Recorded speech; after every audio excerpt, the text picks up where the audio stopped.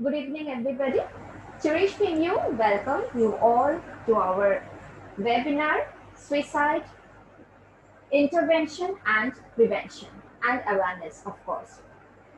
চিরিশ পিংলিও হচ্ছে সল্ট লেকে আমরা সল্ট লেক বিই 414 থেকে আমরা অপারেট করি we are the centre for complete emotional wellness এখানে ক্লিনিক্যাল সাপোর্ট যেরকম দেওয়া হয় সেই সঙ্গে relationship support counselling for career everything we provide কিন্তু অবশ্যই এখন কোভিড সিচুয়েশনের জন্য সমস্ত রকম দিকগুলোকে বিচার করেই আমরা আমাদের ক্লিনিক বন্ধ রেখেছি আমরা অনলাইনে অবভিয়াসলি প্রত্যেক দিন 2টো থেকে 9টা পর্যন্ত উই আর ওপেন এবং আমরা অনলাইনে প্রত্যেক দিন সার্ভিস দিচ্ছি যে কোনো সময় যে কোনো রকম সমস্যাতে আপনারা আমাদেরকে কল করতে পারেন আমাদের সমস্ত রকম ডিটেলস অবভিয়াসলি গুগল সার্চে আপনারা পেয়ে যাবেন আর যদি পার্সোনালি কন্ট্যাক্ট করতে চান তাছাড়াও তাহলে অবভিয়াসলি এই ওয়েবিনারের পরে আমাদের কন্ট্যাক্ট করতে পারেন ওকে যেটা বললাম যে এখন আমরা অনলাইনে সার্ভিস দিচ্ছি কারণ আমরা সবাই একটা অদ্ভুত সময়ের মধ্যে দিয়ে যাচ্ছি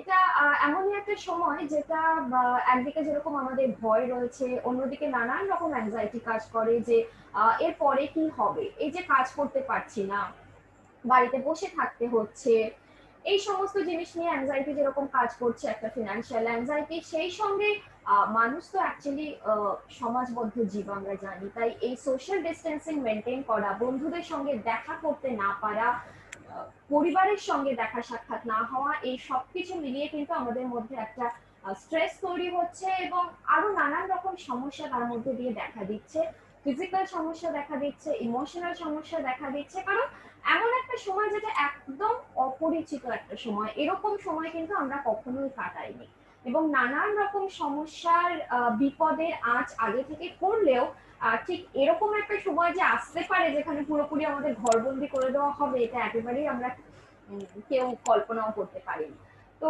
অবশ্যই এরকম সময় যখন আসে তখন সেটার সঙ্গে খাপ খাইয়ে নিতে মানিয়ে নিতে আমাদের কিছুটা সময় লাগে এবং অসুবিধাও হয় অনেক কেউ খাপ খাইয়ে নিতে পারছি কেউ খাপ খাইয়ে নিতে পারছি না আর খাপ খাইয়ে নিতে না পেরে কেউ কেউ অবশ্যই নিজেকে শেষ করে দেওয়ার সিদ্ধান্ত নিচ্ছে আর সেই জন্যই আমরা দেখতে পাচ্ছি যে সুইসাইড রেট লকডাউন পিরিয়ডে এবং পুরো বছরটাতে প্রচন্ড ভাবে বেড়ে গেছে এবং সেটা কিন্তু সমাজের কোনো একটা স্তরে কোনো একটা বয়সের মধ্যে সীমাবদ্ধ নয় যে কোনো স্তরের মানুষ যে কোনো প্রফেশনের মানুষ যে কোনো বয়সের মানুষ কিন্তু সুইসাইডের পথ বেছে নিচ্ছে আর সেই জন্যই কেন মানুষ সুইসাইডের পথ বেছে নিচ্ছে ঠিক কিভাবে আমরা এটাকে আটকাতে পারি নিজেদের সমস্যা হলে কিভাবে সেখান থেকে বেরিয়ে আসতে পারি এবং কাছের মানুষদের সমস্যা হলে কিভাবে তাদেরকে সেখান থেকে বের করে আনতে পারি সেইটা নিয়ে আমাদের আজকের ওয়েবিনার আমাদের আজকের speaker clinical psychologist Suchismita Chakraborty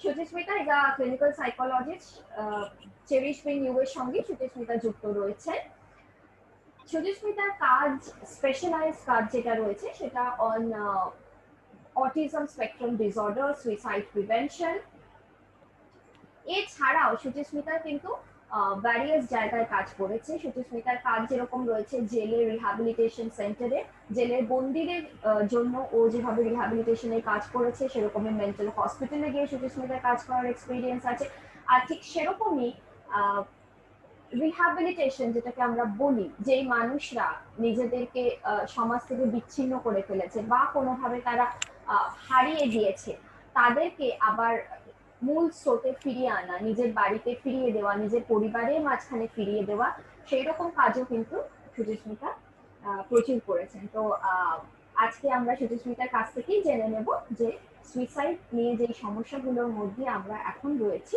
সেগুলো আমরা কিভাবে মোকাবিলা করতে পারি ওভার টু ইউ সুচিস্মিতা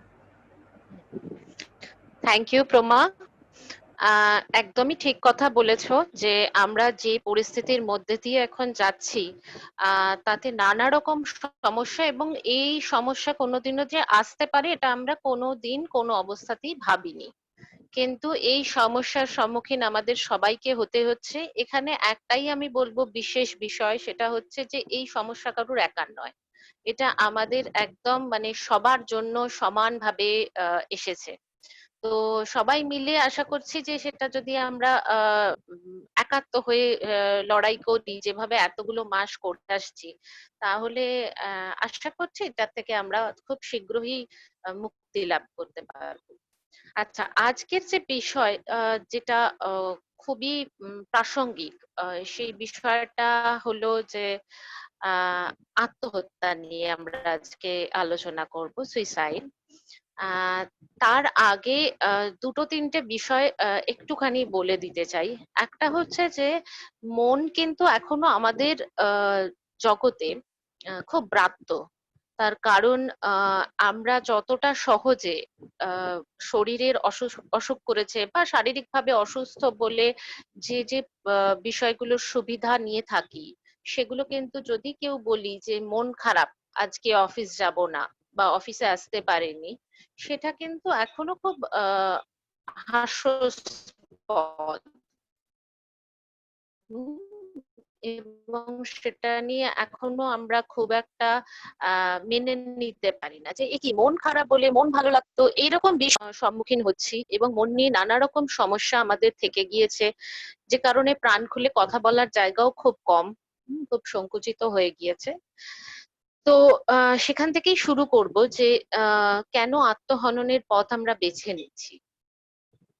তার কারণ হয়তো যেটা সব থেকে বিশেষভাবে বলবো যে আত্মহত্যার ক্ষেত্রে যে এটা উদ্দেশ্যযুক্ত ক্ষতি সাধন।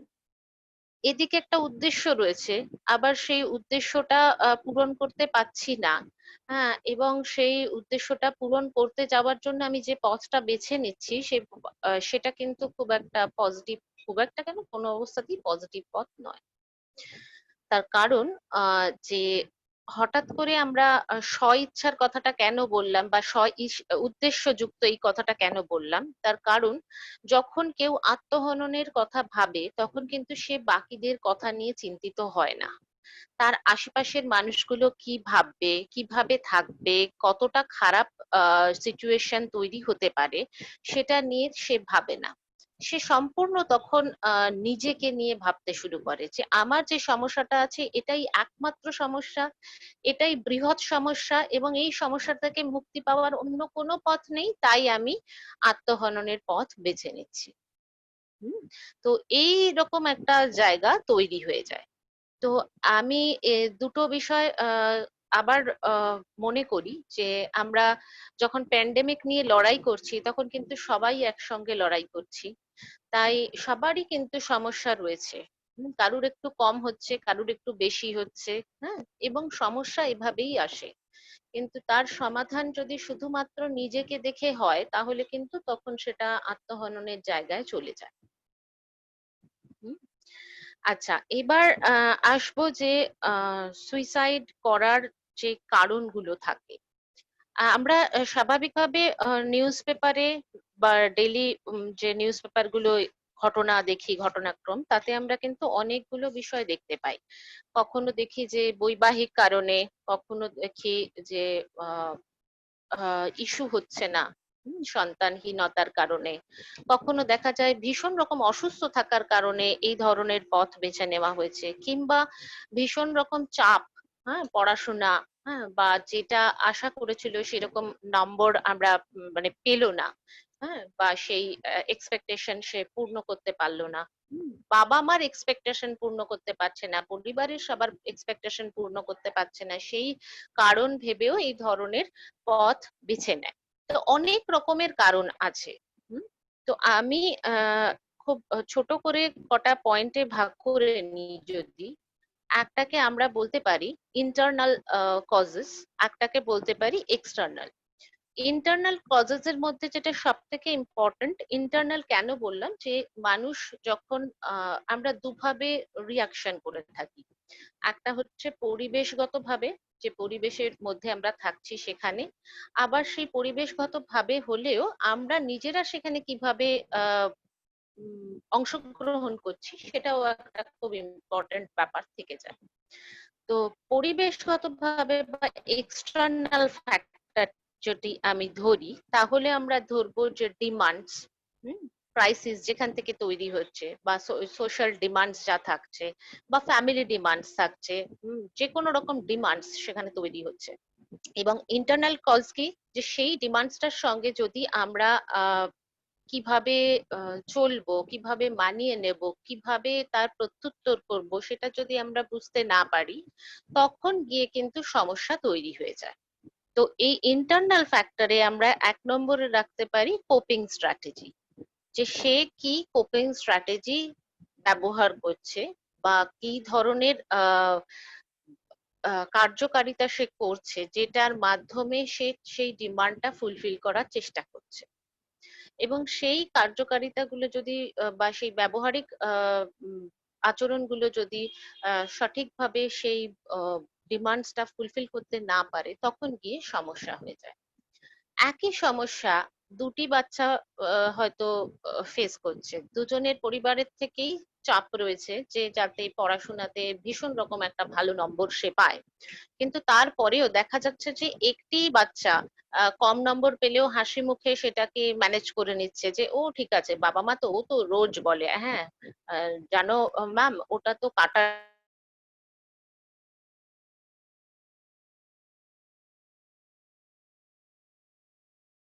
তো হ্যালো, আমি কি শোনা যাচ্ছে? হ্যালো। হ্যাঁ, শোনা যাচ্ছে, হ্যাঁ, বলো। আচ্ছা। আরেক পক্ষের ক্ষেত্রে কিন্তু সেটা কিন্তু ভীষণ রকম সমস্যা হয়ে যাচ্ছে, তার কারণ সে বুঝতে পারছে না যে সেই ডিমান্ডটার সঙ্গে সে কি করে তার আচরণ করবে। তার কারণ সে জানে না যে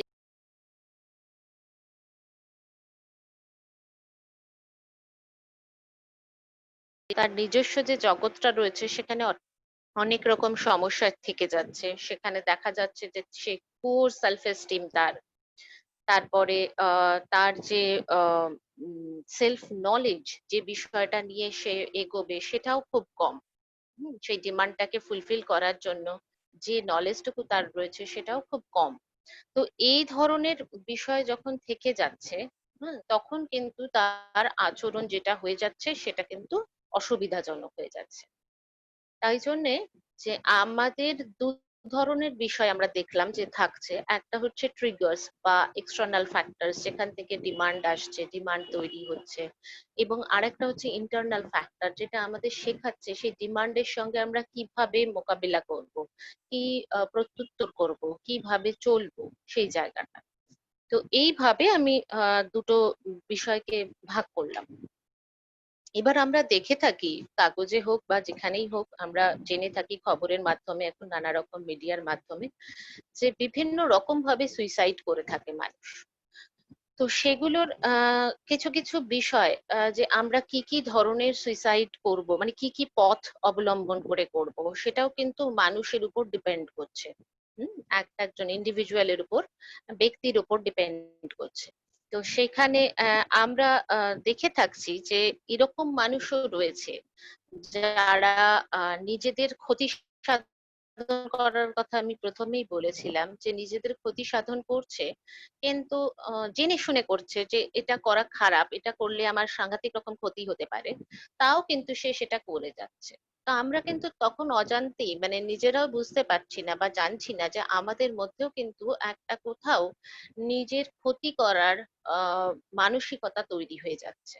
যেমন ধরুন, আমরা যারা সিগারেট খাই, আমরা যারা মদ খেয়ে থাকি, অ্যালকোহল খাচ্ছি, বা ধরো বিভিন্ন ধরনের নেশা করছি, বিশেষ করে সিগারেটটা এখন তো ভীষণ প্রচলিত একটা বিষয়, যার গায়েতে একসময় লেখা থাকতো যে এটা ক্ষতি করতে পারে আমাদের। হ্যাঁ, এখনো হয়তো দেওয়া থাকে যে সেটা মানে সুস্বাস্থ্যের বিষয় নয়, কিন্তু তারপরেও জেনে শুনে আমরা সেটাকে খাচ্ছি। হুম, এবং সেটা দেখে শুনেই কিনছি, প্যাকেটটা কিনছি, কিনে রেগুলার সেটা আমরা ব্যবহার করে থাকছি।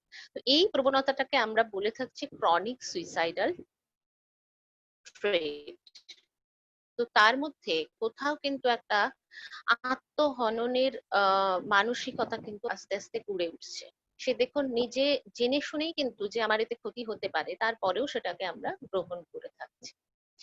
এরপরে যেটা আমরা দেখে থাকি যে কিছু মানুষ থাকে যারা অনেক সময় খুব সাধারণ বিষয়ে, যেগুলো খুব অসাধারণ বিষয় নয়, তার ফলে হয়তো কারুকে প্রপোজ করতে গেছে। হুম, তো প্রপোজ করতে গিয়ে দেখা যাচ্ছে যে সে রাজি হচ্ছে না বা হবে না, এরকম ব্যাপার। সে তার নাম হাতের মানে ব্লেড দিয়ে হাত কেটে নানাভাবে তার নাম লিখেছে। হুম, এরকম খুব মানে খুব ভয়ঙ্কর অভিজ্ঞতাই বলবো, যে এরকম অনেকেরই হয়ে থাকে। তো এই যে কাণ্ড কারখানাগুলো দেখি, যে ব্লেড দিয়ে হাত কেটে ফেললো, বা ভীষণ রেগে গেছে, ভীষণ রাগ হচ্ছে নিজের ওপর, হঠাৎ করে দেখা গেল দুমদাম দেওয়ালে ঘুষি মারতে শুরু করলো, নিজের হাতটাই সেখানে ফ্র্যাকচার হলো। তো এই ধরনের যে আচরণগুলো, এটাকেও কিন্তু আমরা পার্শিয়াল সুইসাইড বলতে পারি। তার কারণ সেখানেও কিন্তু ব্যক্তি নিজেকে আঘাত করছে, এবং জেনে শুনে যে এটা আমার ক্ষতি হবে, এবং এর থেকে আমার কষ্ট আসবে, এরকম একটা জায়গা বুঝেই কিন্তু সে সেই কাজটা করছে। এই ধরনের মানুষজন অনেক সময় আমরা আশেপাশে দেখতে পাই। তো আমাদের এটা মানে জানা উচিত বা বোঝা উচিত যে এই ধরনের মানুষের মধ্যে কিন্তু একটা তার অজান্তেই হয়তো এই প্রবণতার ঢুকে পড়েছে। তো এই ধরনের মানুষের কিন্তু পরবর্তী ক্ষেত্রে নানা রকম অসুবিধার মধ্যে পড়ে সে কি ধরনের সিদ্ধান্ত নেবে, সেই জায়গাটা কিন্তু একটু ভাবাবে অন্য মানুষজনকে, বা ভাবনার আছে। হুম। আরেকটা দেখি যে অনেক সময় অনেক মানুষ আহ যখন আত্মহত্যা করবে ভাবে বা নিজে হেরে যায়, তার কোথাও গিয়ে মনে হয় যে আমার পরিবার পরিজন এরা একেবারে আমারই সম্পত্তির মতো, ঠিক আছে? তো আমি যদি না থাকি তাহলে এদের কি হবে? তো তার আগে কি করলাম, নিজেকে শেষ করার আগে তাদেরকে মেরে ফেললাম, মেরে ফেলার পরে নিজে আত্মহত্যা করছি। তো এই যে ভাবনাটা, যে একেবারেই অন্যদের গুরুত্বটা সম্পূর্ণ নিজের উপরে নিয়ে নেওয়া, অন্যের জীবনের বাঁচবে কি মরবে সেটার সিদ্ধান্তও নিজে নিয়ে নেওয়া, এই জায়গাটাকে আমরা বলে থাকি এক্সটেন্ডেড সুইসাইড। এরকম সুইসাইড আমরা অনেক সময় কাগজ কলমে কাগজে বা বিভিন্ন পত্রপত্রিকায় আমরা পড়ে থাকি। এছাড়া ধরুন ইম্পালসিভ সুইসাইড। ইম্পালসিভ সুইসাইড ধরুন হঠাৎ করে দুম করে বাবা মা বকলো, সঙ্গে সঙ্গে কিছু ভাবলাম না, এত বাবা হয়তো বলে বসেছেন যে তুই তো আমার অন্ন ধ্বংস করছিস। সেটা হয়তো এতটাই তার মানসিক জায়গাকে আঘাত করেছে যে সে সঙ্গে সঙ্গে একটা চূড়ান্ত সিদ্ধান্তে পৌঁছে গেল যে এক্ষুনি আমাকে জীবনটাকে শেষ করে দিতে হবে, এছাড়া আর কোনো উপায় নেই। তো এইরকম একটা জায়গা কিন্তু অনেক সময় এটাকে আমরা বলতে পারি হঠকারিতায় সিদ্ধান্ত নিয়ে ফেলা। হুম, এরকমও কিন্তু আমরা অনেকেই করে থাকি। আমি এই কারণে এই বিষয়গুলোকে এরকম ভাবে ভাগ করে করে বললাম, যে আত্মহননের সাথে কিন্তু আমাদের অঙ্গাঙ্গি ভাবে জড়িত থাকে রাগ, এবং কখনো এই রাগ বা ক্রোধ অন্যের ওপর আসছে, এক্সটার্নালাইজড হচ্ছে, কখনো সেটা ইন্টারনালাইজড হচ্ছে। যখন এটা অন্তর্মুখীন হয়ে পড়ছে বা ইন্টারনালাইজড হচ্ছে, তখন কিন্তু এটা সুইসাইডাল টেন্ডেন্সি তৈরি করছে এবং সুইসাইড ঘটাচ্ছে। আর যখন সেটা এক্সটার্নাল হয়ে যাচ্ছে, তখন কিন্তু সেটা অনেক সময় আক্রমণাত্মক বিষয় আমরা দেখতে পাই। এই যে এক্সটেন্ডেড সুইসাইডের কথাটা বললাম, যেখানে অন্যকেও মেরে ফেলা হচ্ছে, তারপরে সে নিজেকে শেষ করছে, এখানে কিন্তু দু ধরনের বিষয়ই আমরা দেখতে পেলাম, এক্সটার্নাল এবং ইন্টারনাল অ্যাগ্রেশন। তো এইভাবে তার মানে আমরা বুঝতে পারছি যে আমাদের প্রতিদিনের যে নিয়মিত যে জীবনযাত্রা থাকছে, সেখানে কিন্তু আমাদের রাগ একটা বিশেষ জায়গা দখল করে থাকে। তো এই রাগটাকেও কিন্তু আমাদের কি করে প্রশমন করা যায় তার পদ্ধতি আছে, সেই পদ্ধতিগুলো জানা একান্ত প্রয়োজন। যদি না জানি তাহলে সেগুলো যাবে কোথায়, সেগুলো কি করে বের করব? কেননা আমি একজনকে ভালোবাসছি সেটা খুব সহজে দেখানো যায়, সেটা আমাদের সামাজিক ভাবেও ভীষণ রকম অ্যাকসেপ্টেড, তো সেখানে অসুবিধার জায়গা থাকে না। কিন্তু আমি কারোর উপর ভীষণ রেগে গেছি, হুম, তাকে মনে হচ্ছে এক্ষুনি গালিগালাজ করে ফেলি, সেই জায়গাটা কিন্তু সব সময় আমরা দেখাতে পারি না। তাহলে সেই রাগটা তো আমার মধ্যে থাকছে, সেই রাগটা আমি কি করে কমাবো বা দমন করব, সেগুলো কিন্তু জানা দরকার। হুম? নহিলে কিন্তু সেগুলো পরবর্তী ক্ষেত্রে সমস্যাই তৈরি করবে। আমার একটা প্রশ্ন আছে সুচিস্মিতা। হ্যাঁ। এই যে ক্রনিক সুইসাইডের কথা তুমি বললে, তো ক্রনিক সুইসাইডের ক্ষেত্রে যেরকম আমার ক্ষতি হচ্ছে জেনেও আমি বারংবার সেই জিনিসটা করছি, সেটার মধ্যে তুমি মদ্যপান এবং ধূম্রপানকে রেখেছো। যে সমস্ত সম্পর্ক খুব ক্ষতি করছে, সেই সব সম্পর্কে টিকে থাকাটাকেও কি এই ক্রনিক সুইসাইডের মধ্যে আমরা ফেলতে পারি? হ্যাঁ, ক্রনিক সুইসাইড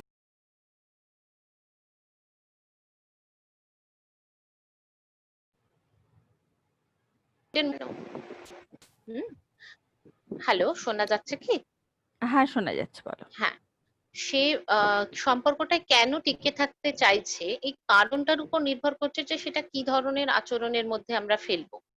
তার কারণ যদি দেখা যায় যে তার মনে হচ্ছে যে আহ, এই সম্পর্কটা যেমনই হোক আমি এই সম্পর্কটা থেকে কিছুতেই বেরোতে পারবো না, আমি সামনের মানুষটাকে এতটাই ভালোবাসি যে তাকে আমি ছেড়ে যেতে পারবো না, তো তখন কিন্তু এটাকে আমরা ক্রনিক সুইসাইডের জায়গা ফেলবো।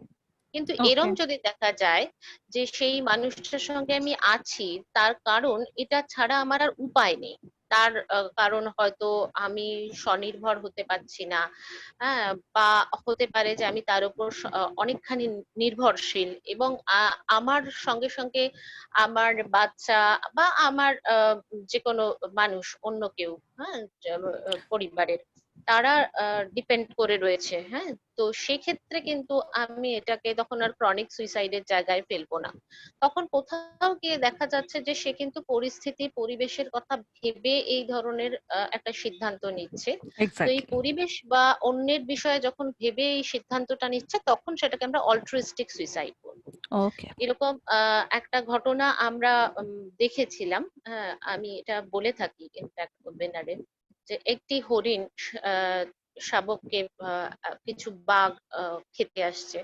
তো তার মা হঠাৎ করে বুঝতে মানে কোথাও থেকে এলো, এসে সেই বাচ্চাটাকে সরিয়ে দিয়ে সে নিজে সেখানে খাদ্য হয়ে আহ যাবার একটা জায়গা তৈরি করলো। এটা খুব একটা কমন ছবি, মানে অনেকেই ফেসবুকে আমরা দেখেছি হয়তো। হ্যাঁ, এটা একটা তো এই অ্যাওয়ার্ড যে উইনিং জায়গাটা, ছিল। হুম, তো এই যে জায়গাটা তৈরি হলো, এটা কিন্তু কোথাও গিয়ে সে বাচ্চাটার কথা ভেবে কিন্তু সেই জায়গাটায় সিদ্ধান্ত নিল।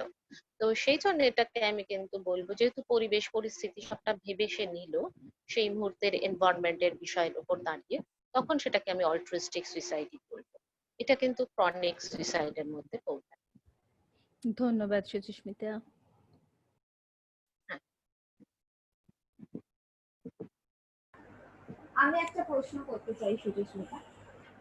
বিষয়টা হচ্ছে যে, হ্যালো, আমার অডিবল? হ্যাঁ, হ্যাঁ, হ্যাঁ, হ্যাঁ, শোনা যাচ্ছে। হ্যাঁ, আমি যে প্রশ্নটা তোমাকে করবো সেটা হচ্ছে, আমরা যখন ক্লিনিকে কাজ করি তখন কেস হিস্ট্রি যখন আমরা নিই, হুম। তখন আমরা অনেক ক্ষেত্রেই দেখি যে প্রথমে যখন কেউ আসছে আমাদের সামনে, আমরা তার সঙ্গে কথা বলতে গিয়ে বুঝতে পারছি যে সেই মানুষটা ইম্পালসিভ, তার মধ্যে সুইসাইডাল টেন্ডেন্সি রয়েছে।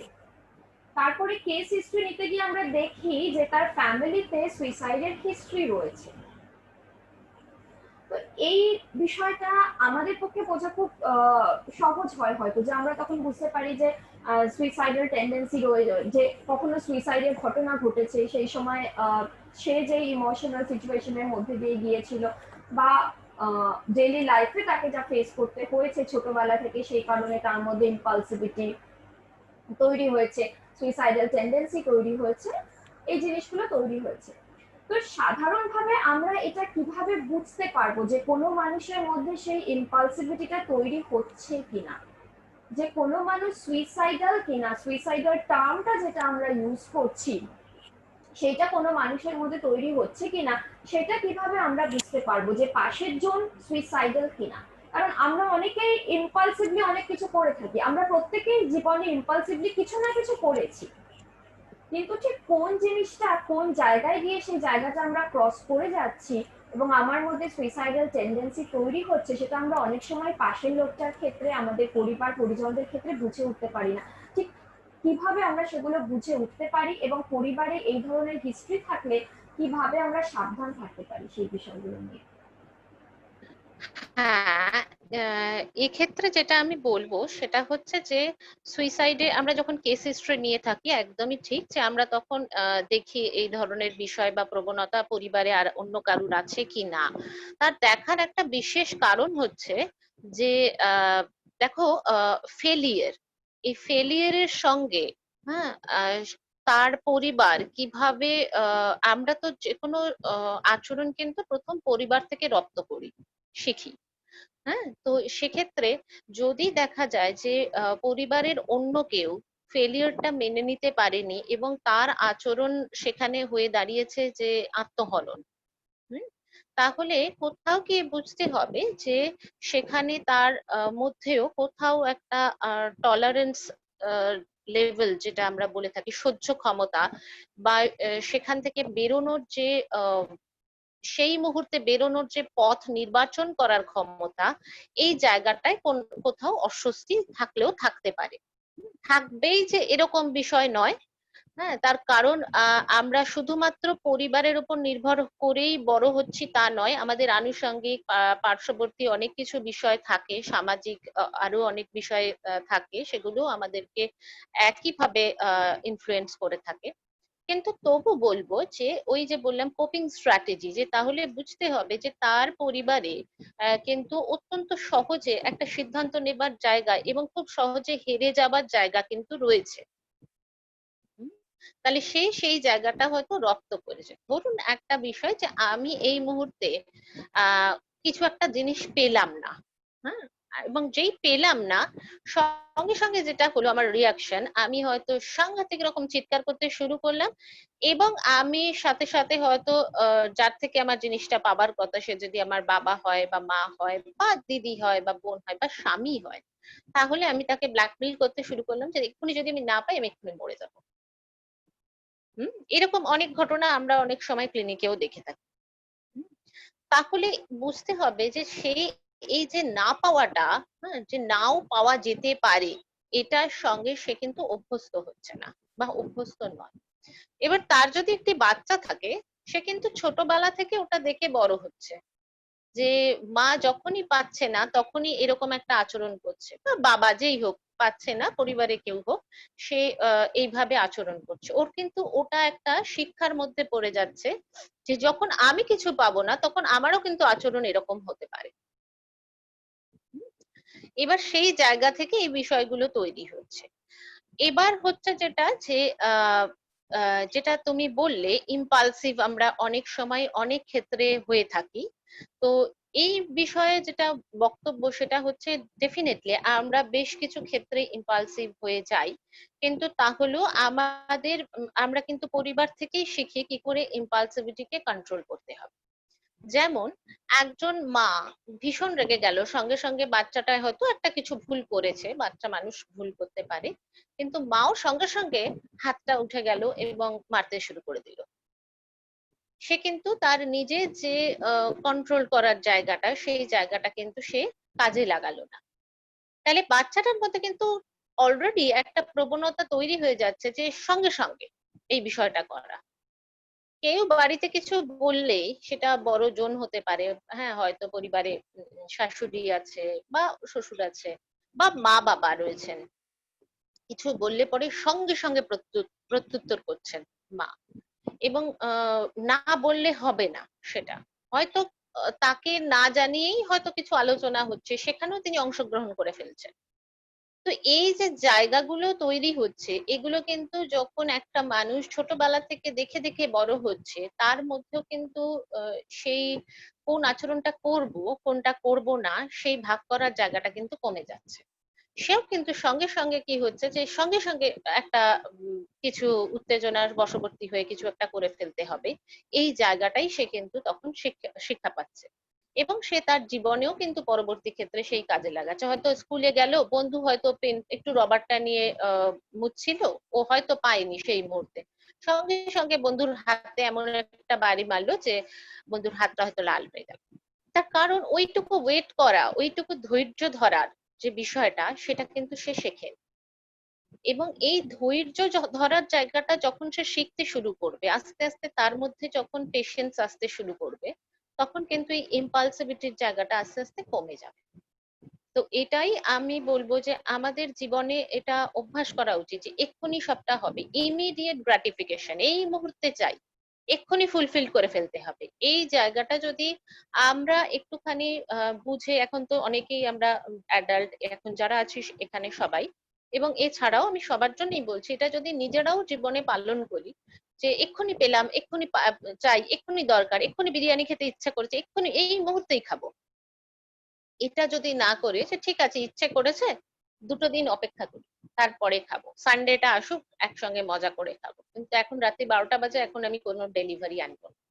এগুলো যদি একটু ভাবি, তাহলে কিন্তু আস্তে আস্তে আমাদের এই স্প্যানটা, ধৈর্যের স্প্যানটা, হ্যাঁ, আস্তে আস্তে কিন্তু বাড়ে। তখন ইম্পালসিভিটির জায়গাগুলো কমে যায়। এবং ইম্পালসিভিটি যত করবে, তত কিন্তু আমাদের সিদ্ধান্তর জায়গাটাও স্ট্রং হবে। তার কারণ যখন আমরা কোনো কাজ করে থাকি, আমাদের দু ধরনের মাইন্ড সবসময় কাজ করতে থাকে। একটা আমরা বলতে পারি ইমোশনাল মাইন্ড বা আবেগপ্রবণ মন, আর একটা হচ্ছে রেশনাল মাইন্ড, বা যেটা আমাদের বুদ্ধিদীপ্ত বিষয় দিয়ে আমরা চিন্তা করে যে সিদ্ধান্তগুলো নিতে পারি। প্রথম যেটা আমরা করে থাকি সেটা কিন্তু ইমোশনাল রিয়াকশন। তো সে পরে যে রিয়াকশনটা করি একটু দেরিতে, একটু ভেবে নিয়ে যে রিয়াকশনটা করি, তখন কিন্তু আমাদের কগনিটিভ ফাংশনটা অনেক বেশি স্ট্রং হয়, তখন সেই সিদ্ধান্তগুলো অনেক সঠিক হয়। তো সেই জন্য এইটা যদি আমরা অভ্যাস করতে থাকি, তখনই কিন্তু automatically আমাদের ইম্পালসিভিটিটা কমতে শুরু করবে। একদমই, আমরা বোধহয় সত্যি সকলে ধৈর্যটা ভীষণভাবে হারিয়ে ফেলেছি। তো আমি তুমি যে উত্তরটা দিলে সেখান থেকেই আমি আরেকটা প্রশ্ন করবো তোমাকে। সেটা হচ্ছে, এই যে আমরা পরিবারে সুইসাইডের হিস্ট্রির কথা বললাম, তো বেশিরভাগ ক্ষেত্রেও আমি বলবো না, সমস্ত ক্ষেত্রেই বোধহয় এটা হয়ে থাকে যে পরিবারে যখন এরকম কোনো হিস্ট্রি থাকে, তখন সেইটা নিয়ে পরিবারের মানুষদের, তুমি যেহেতু সমাজ এবং পারিপার্শ্বিক বিষয়ের কথা বলেছো, আহ, অবশ্যই সমাজ এবং পারিপার্শ্বিক বিষয় তো ভীষণ বড় একটা বিষয়। তো আহ, মানুষকে এই বিষয়গুলো নিয়ে অনেক প্রশ্নের সম্মুখীন হতে হয়, এবং সেই জন্য পরিবারে যখন এই ধরনের ঘটনাগুলো ঘটে, স্বাভাবিকভাবে একটা টেন্ডেন্সি পরিবারের মধ্যে তৈরি হয় যে এগুলোকে না ধামাচাপা দিয়ে দেওয়া, আমরা এগুলোকে ঢেকে রাখতে চাই, এগুলো নিয়ে আলোচনা করি না। ঠিক কেন, কোন বিষয়ের জন্য সেই মানুষটা আত্মহননের পথটা বেছে নিয়েছে, সেই বিষয়গুলো নিয়ে যাতে আমরা আর ভাবতেই চাই না, সেই বিষয়গুলোর মধ্যে যেতেই চাই না, সেজন্য ক্রমাগত আমরা জিনিসটাকে চেপে দিতে থাকি। তো যার বাবা বা মা এই আত্মহননের পথ বেছে নিয়েছে, সেই ছেলে বা মেয়ে, তার মধ্যেও যখন সেই টেন্ডেন্সি গুলো তৈরি হচ্ছে, কিন্তু সে বুঝতে পারছে যে আমার এই মুহূর্তে হয়তো সাইকোলজিক্যাল হেল্পের দরকার, সে হয়তো সেটা বুঝতেও পারছে। অধিকাংশ ক্ষেত্রে বোঝা সম্ভব হয় না, কিন্তু কোথাও গিয়ে সে হয়তো সেটা বুঝতেও পারছে, কিন্তু বোঝার পরেও অনেক সময় দেখা যায় যে সে সাহায্যটা নিতে যেতে পারে না, just because the social taboo. এক, যেটা তুমি এর আগেও বলেছো যে মেন্টাল হেলথ এখনো প্রচন্ড প্রাপ্ত বিষয়, যেখানে আমরা যেতে পারি না কোনো প্রফেশনালের কাছে। আর দ্বিতীয় জিনিস হচ্ছে যে বাবা মায়ের আত্মহত্যা, যেটাকে তাকে সারা জীবন জাস্ট গিলে ফেলতে শেখানো হয়েছে, ঠিক সেই জিনিসটাই তার মধ্যে আসছে, সে ভয় পাচ্ছে, সেইটা নিয়ে সে কি করে কারোর সাথে গিয়ে কথা বলবে। এই বিষয়টা তো অবশ্যই যারা এর মধ্যে দিয়ে যায় তারাই জানে যে এটা কতখানি কষ্টকর। তো তুমি যদি এই বিষয়টা একটু বলো যে এই ট্যাবুটা নিয়ে, এই ট্যাবুটা কিভাবে কাটিয়ে ওঠা যায়, এবং এই ট্যাবুটা ঠিক কতখানি আমাদেরকে ক্ষতি করছে। ট্যাবুটা অবশ্যই আমাদের ভীষণ রকম ক্ষতি করে। ইনফ্যাক্ট আমরা এটা দেখেছি যে আমরা আমাদের ক্লিনিকের অভিজ্ঞতা থেকেও দেখেছি যে মন, এই যেটা দিয়ে আমি ওই জন্যই শুরু করেছিলাম একদমই অনুষ্ঠানটা, যে মনের যে কোনো বিষয় কিন্তু খুব ব্রাত্য বিষয়, আমরা সেটা নিয়ে ভাবি না। হ্যাঁ, আমরা একটা খুব রুটিন মাফিক এবং যেগুলো একেবারেই প্রয়োজনীয় সেই রকম একটা বিষয়, এবং এই এই বিষয়টাকে মাথায় রাখি যে মনটা খুব অপ্রয়োজনীয় একটা বিষয়। মনের যে একটা খিদে থাকতে পারে, মনের যে একটা চাহিদা থাকতে পারে, সেই জায়গাগুলো কিন্তু নিয়ে আমরা একেবারেই ভাবি না। আমরা সবটাই কিন্তু ভীষণ রকম ভাবে শরীর কেন্দ্রিক করে দিই, যে এটা যদি পেটে ব্যথা হচ্ছে মানেই সেটা নয় ডাইজেশনের প্রবলেম, নইলে কিছু খাবার হয়তো ঠিকঠাক ভাবে রান্না হয়নি বা হজম করতে তোমার সমস্যা হলো, এগেন সেই জায়গাটা নিয়ে ভাবতে শুরু করি। কিন্তু একবারও আমরা ভাবি না যে হজমের সাথে সাথে মানসিক জায়গাও কিন্তু খুব ইম্পর্টেন্ট জায়গা। হ্যাঁ, যদি সেখানে দেখা যায় যে তার এমন কিছু সমস্যা চলছে, যে মনের ভিতরে এমন কিছু বিষয় চলছে, টানাপোড়েন চলছে, যেগুলো তাকে অস্বস্তি দিচ্ছে, তখন তার কিন্তু খাদ্য হজম নাও হতে পারে। তো এগুলো কিন্তু আমরা ভাবি না। তাই জন্য বললাম যে এই জায়গাগুলো কিন্তু ভীষণ রকম ভাবার দরকার আছে। আরেকটা ব্যাপার হচ্ছে যে আহ মৃত্যু, যে কোনো মৃত্যুই খুব দুঃখজনক। হুম, এবং আমরা তো আমাদের কাছে আমরা প্রত্যেক দিন লড়াই করি এটার জন্যই, যে বাঁচার জন্য, যে আমরা কিভাবে বাঁচবো। তো সেখানে যদি কিছু এরকম মৃত্যু ঘটে যেখানে আমি চাইছি না বাঁচতে, হঠাৎ করে আমার মনের মধ্যে এই ধরনের একটা বিষয় তৈরি হচ্ছে, তাহলে এটা কিন্তু এক মুহূর্তে, মানে একদিনে এরকম ভাবনা চলে এলো এরকম কিন্তু নয়। তার পেছনে অনেকগুলো দিন, অনেকগুলো মুহূর্ত, অনেকগুলো ব্যবহার, তার নিজের আত্মগত ভাবনা, সেগুলোর উপর কেন্দ্র করে এই জায়গাটা তৈরি হচ্ছে। তো সেরকম ক্ষেত্রে আমরা দেখি যে ডিপ্রেশন, অ্যাডিকশন, যেগুলো আমরা বললাম একটু আগে, তারপরে কিছু কিছু সাইকোটিক পোটেনশিয়াল থাকছে সেরকম ক্ষেত্রে। হ্যাঁ, তো এই ধরনের জায়গা কিন্তু বা পরিস্থিতি কিন্তু তৈরি হয়। তাহলে যে মানুষটা চলে গিয়েছেন, হতেই পারে যে তার যে সন্তান রয়েছে তার মধ্যেও কোথাও গিয়ে হয়তো অবসাদ আসছে, কোথাও গিয়ে সমস্যা হচ্ছে। কিন্তু যেহেতু এটা একটা ভয়ঙ্কর সিদ্ধান্ত হয়েছিল, সেই সিদ্ধান্তটার জন্য সামাজিক ভাবে আমরা লজ্জিত হতে পারি, হ্যাঁ, এরকম বিষয় ভেবে, বা অবসাদ, মনের দুঃখ হতে পারে না, মনের দুঃখ কারুর সঙ্গে শেয়ার করা যায় না, এরকম একটা ভাবনা থেকে, হ্যাঁ, গোপনীয়তা, মন মানেই একটা গোপনীয় বস্তু, মনের যে কোনো বিষয় মানেই একটা গোপনীয় বিষয় থাকবে, এরকম একটা জায়গা থেকে কিন্তু অনেক সময় আমরা বন্ধু বান্ধব, কাছের মানুষের সঙ্গেও এই বিষয়গুলো শেয়ার করি না। তো এটা কিন্তু একটা খুব ইম্পর্ট্যান্ট জায়গা। আমাদের প্রথম বিষয় এটা বুঝতে হবে যে আমরা কিন্তু মাতৃগর্ভ থেকে কথা বলতে জানি না। আমরা কিন্তু পৃথিবীতে আসার পর বছর দেড়েকের পর থেকে আমরা শব্দের সঙ্গে পরিচিত হই, এবং এই শব্দই একমাত্র বিষয় যেটা আমাদের মনের ভাবকে প্রকাশ করতে সাহায্য করে। এবার মনের, আমরা কিন্তু ছোটবেলা থেকে এগুলো পড়েও আসি যে মনের ভাব প্রকাশ করছে, কিন্তু মনের সব ভাব কি আমরা প্রকাশ করতে পারি সবার সঙ্গে, সবার কাছে, বা নিজে থেকে? এই জায়গাটা কিন্তু খুব জিজ্ঞাসার। কিন্তু আমার সেই জন্য মনে হয় যতদিন পৃথিবীতে আসছি, চলে গেলে এই ভাষাটার কোনো মূল্য থাকবে না, ততদিন এই ভাষাটাকে অ্যাটলিস্ট কাজে লাগানো, এবং সেটা কাছের মানুষজনের সঙ্গে শেয়ার করা, নিজের মনের ভাব প্রকাশ করতে। যদি সেখানে অসুবিধা থাকে তাহলে বিশেষজ্ঞের মতামত নেওয়া, যেটা সম্পূর্ণভাবে গোপনীয় থাকবে এরকম নয় যে বিশেষজ্ঞরা সবকিছু বিষয় সবার সামনে ওপেন করে সব বিষয়ে কথা বলছে বা বলে থাকেন। তো সেখানে কিন্তু সেই জায়গাটা থাকবে, সেই ব্যক্তি নির্ভরতার জায়গাটাও তার নিজস্ব ভাবে তৈরি হতে পারবে, এবং গোপন ভাবে সে সেই জায়গাটাকে জায়গা থেকে, সমস্যা থেকেও উঠে আসতে পারে। তো সেই জায়গাটাও আমি বলবো যে যেন সবাই নেন, সুযোগ আছে যখন, সেই জায়গাটা যাতে গ্রহণ করে। আমি এই ক্ষেত্রে আরো কিছু বিষয় একটু ইনক্লুড করে দিতে চাই, যেটা হচ্ছে যে অনেকে জিজ্ঞেস করে থাকেন যে কি করে বুঝবো আশেপাশের মানুষ, আমরা পাশে ছিলাম কিন্তু বুঝতে পারিনি যে আশেপাশের মানুষগুলো ঠিক এই ধরনের একটা স্টেপ নিয়ে নেবে, এরকম একটা স্টেপ নিতে পারে। এটা সত্যি খুব মানে সহজে বোঝা কিন্তু সম্ভবপর হয় না। তবু বলবো যে সাধারণভাবে তারা যে আচরণ করে থাকে, এরকম সিদ্ধান্ত নেবার আগে সেই আচরণে কিন্তু কিছু কিছু জায়গায় হেরফের ঘটে। যারা খুব কাছের থেকে দেখেছেন তারা কিন্তু এই আচরণগুলো বিষয়ে, মানে এগুলো লক্ষ্য করলে হয়তো বুঝতে পারবে। আরো একটা ব্যাপার যে এই রকম সিদ্ধান্ত নেবার আগে মানুষ খুব বিচলিত থাকে। যখন এরকম একটা সিদ্ধান্ত সে গ্রহণ করে ফেলে তখন তার কিন্তু একটা শান্ত, ধীর এবং যতটা স্বাভাবিকভাবে যেগুলো সে দৈনিক করে থাকে সেগুলো কিন্তু সেভাবেই সে করতে থাকে। আচ্ছা, দ্বিতীয় ঘটনা হচ্ছে যে এই ধরনের সিদ্ধান্ত নেবার আগে মৃত্যু নিয়ে তাদের ভাবনার জায়গা অনেক বেশি বেড়ে যায়। যেমন কাগজের হয়তো একটা শেষের কর্নারে কোথাও একটা আত্মহত্যার কথা রয়েছে, সেটাকেই হয়তো সে বারবার হাইলাইট করছে বা পড়ছে।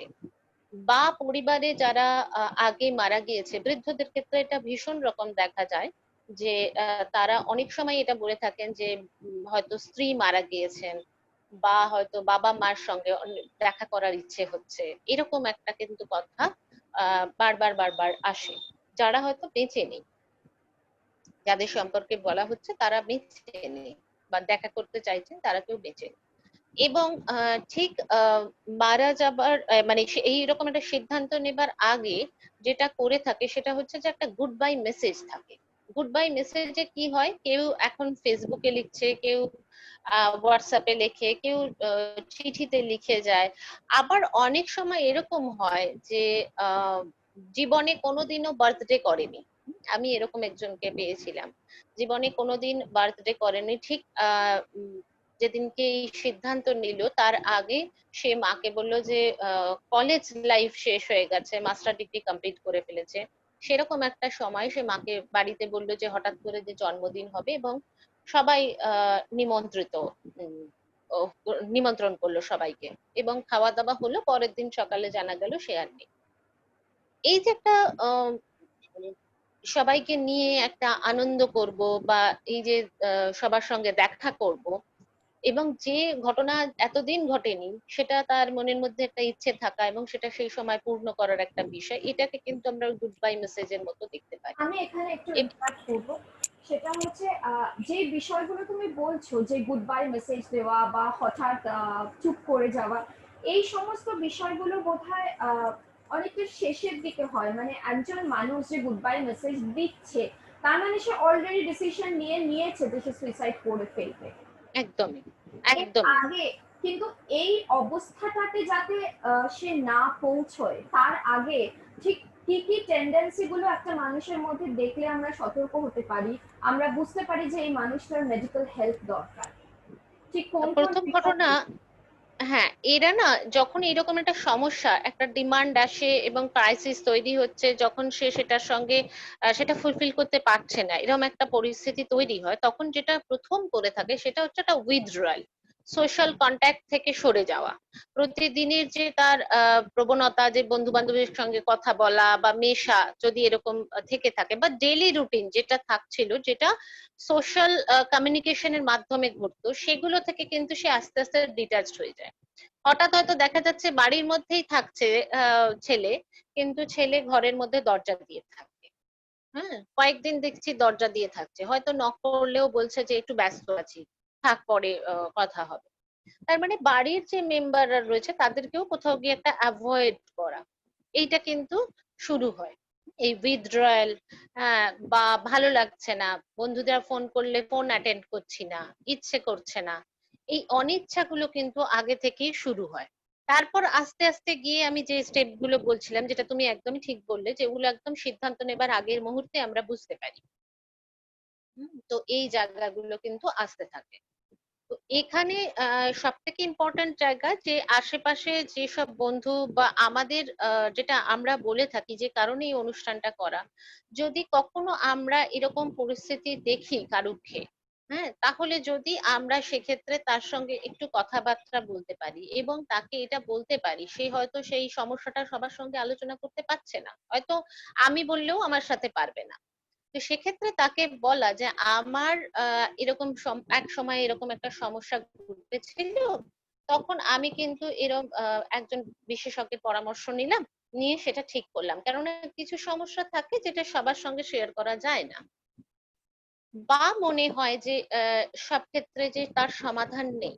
কিন্তু একটা কথা ঠিকই যে আমি যখন তাদের সঙ্গে কথা বললাম, এটা বুঝতে পারলাম যে কোনো সমস্যাই সমাধানহীন হয় না, সবকটা সমস্যার সমাধান আছে।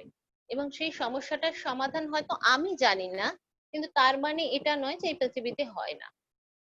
তাহলে সেই জায়গাটুকু যদি তাকে সেই সময় দেওয়া যায়, তার কারণ এই সময় তাদের ক্ষেত্রে কিন্তু ডিসিশন মেকিং এ ভীষণ রকম ইমোশনাল মাইন্ড, একটু আগে যেটা বলছিলাম আবেগপ্রবণ জায়গা কিন্তু কাজ করে। আর যখনই আমাদের আবেগ এসে মানে গ্রাস করে, তখন কিন্তু আমাদের আহ বুদ্ধির জায়গাটা বা ধরো যেগুলো আমরা যুক্তি দিয়ে বিচার করে যে কাজগুলো করার জায়গাটা কিন্তু কমে যায়। হুম। তো এইরকম ক্ষেত্রে বুঝতেই হবে যে তার হয়তো কোথাও গিয়ে অবসাদ আসছে, হয়তো ইমোশনালি সে ঠিকঠাক নেই, তো তাই সে এই সিদ্ধান্ত থেকে বেরিয়ে আসতে পারছে না।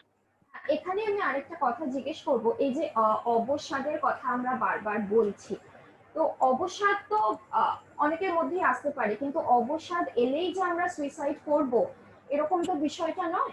কিন্তু মানুষের মধ্যে এই ডিপ্রেশন, সুইসাইড এই জিনিসগুলো নিয়ে কিছু মিথ প্রচলিত আছে।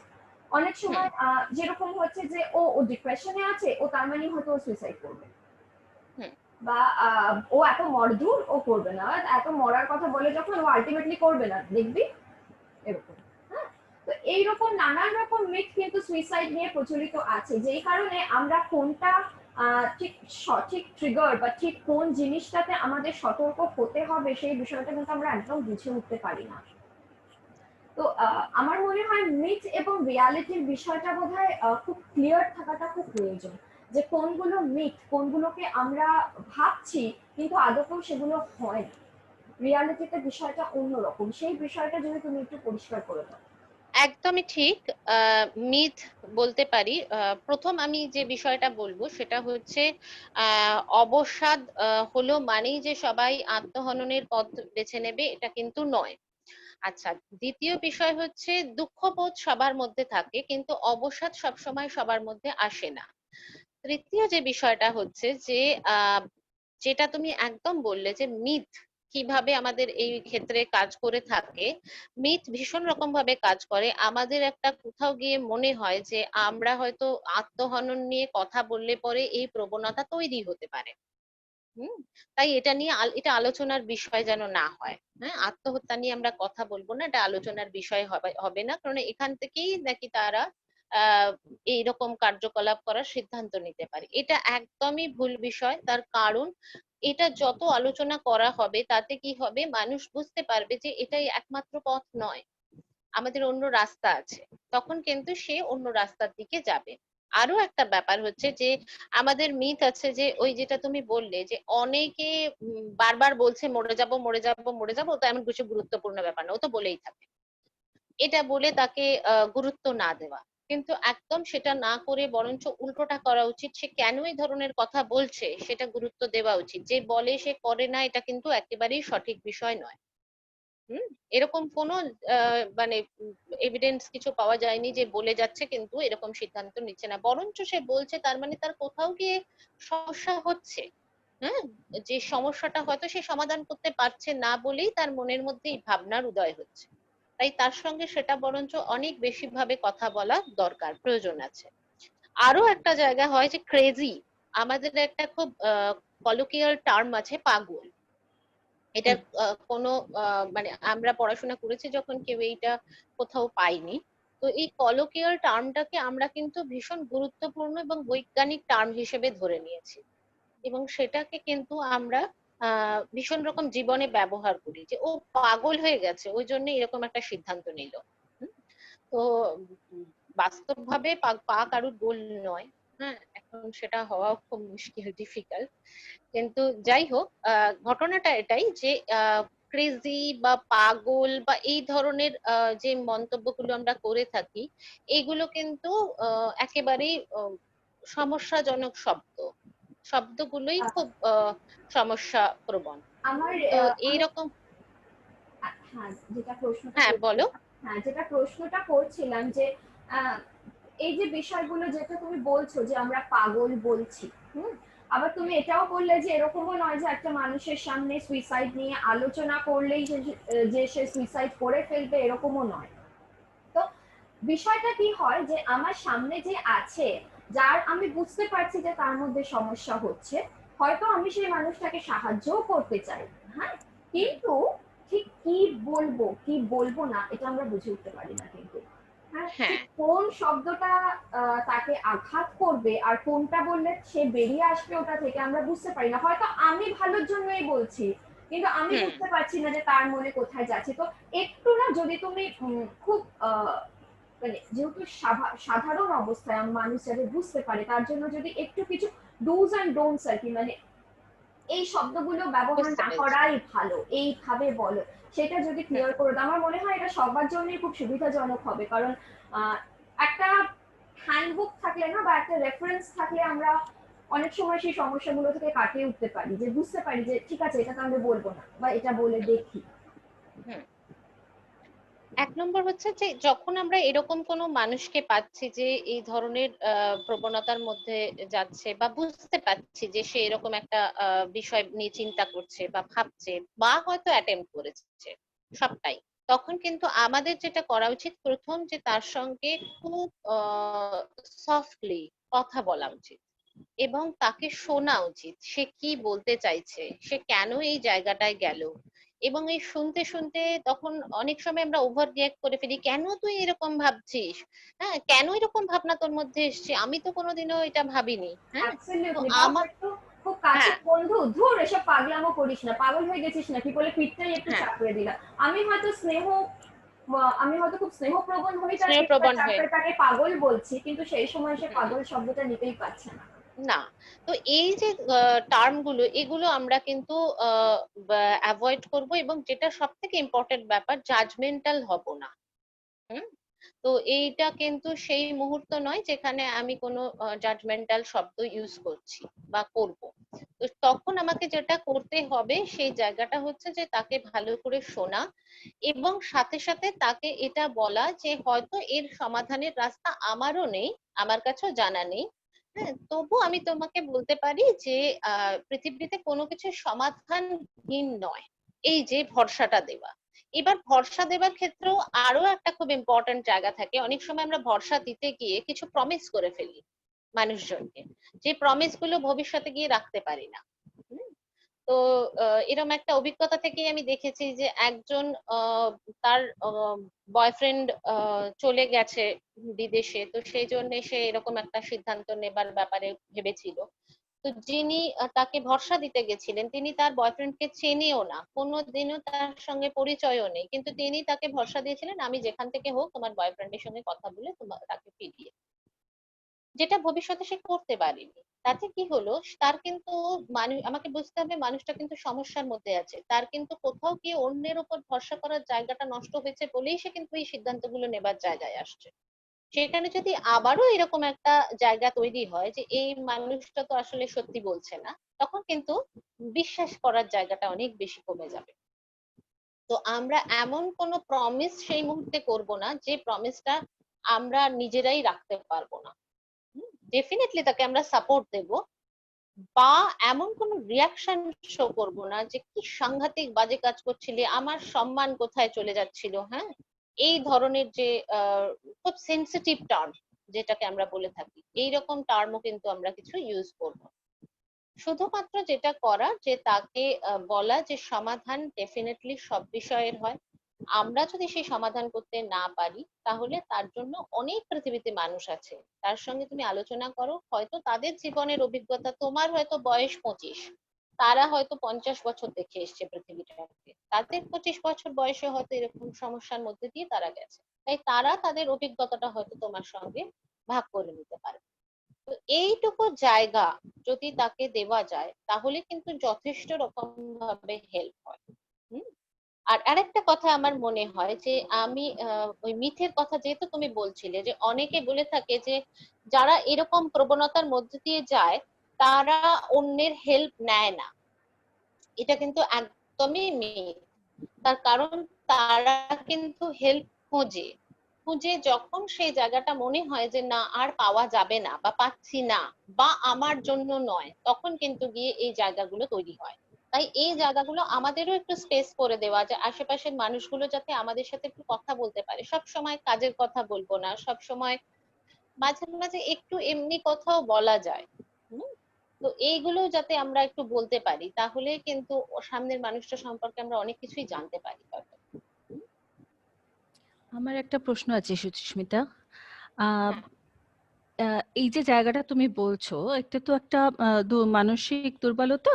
তো এক্ষেত্রে বাবা মার কি ভূমিকা থাকতে পারে যাতে এই জায়গাটা তৈরি না হয়? আমরা জানি যে প্যারেন্টিং এর উপর আমাদের আলাদা ওয়েবিনার আছে, কিন্তু ছোট করে যদি তুমি দু এক কথায় বলতে পারো যে বাবা মা কিভাবে একটা রোল, পেরেন্টস কিভাবে একটা রোল প্লে করতে পারেন, অল্প কথায়।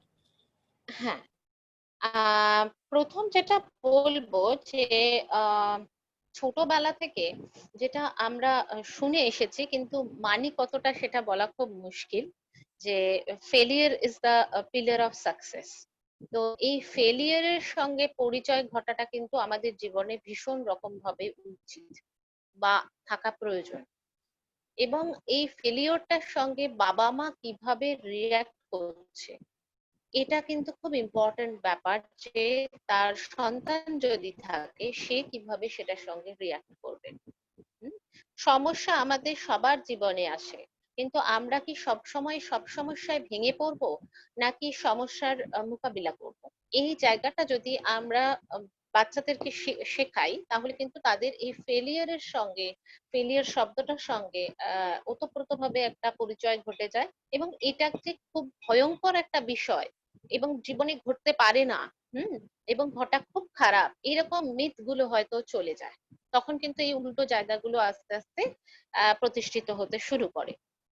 এছাড়া হচ্ছে যেটা, যে লো টলারেন্স লেভেল, ধরুন যে কোনো বিষয়ে যদি আমরা খুব অসহনীয় হয়ে পড়ি, হয়তো হতে পারে যে খুব বিরক্তিকর কিছু বিষয় আমাদের জীবনেও থাকে, হয়তো পরিস্থিতি তৈরিও হয়, কিন্তু সেটাকেও আমরা কতটা সহনীয় হয়ে সেটার মোকাবিলা করব, কতটা বুঝে সেটার প্রত্যুত্তর করব বা পরিস্থিতির সঙ্গে খাপ খাওয়াবো, এটাও যদি আমরা প্রতিদিনের অভ্যাসের মধ্যে রাখি, তাহলে কিন্তু এই জায়গাটা আস্তে আস্তে কেটে যায়।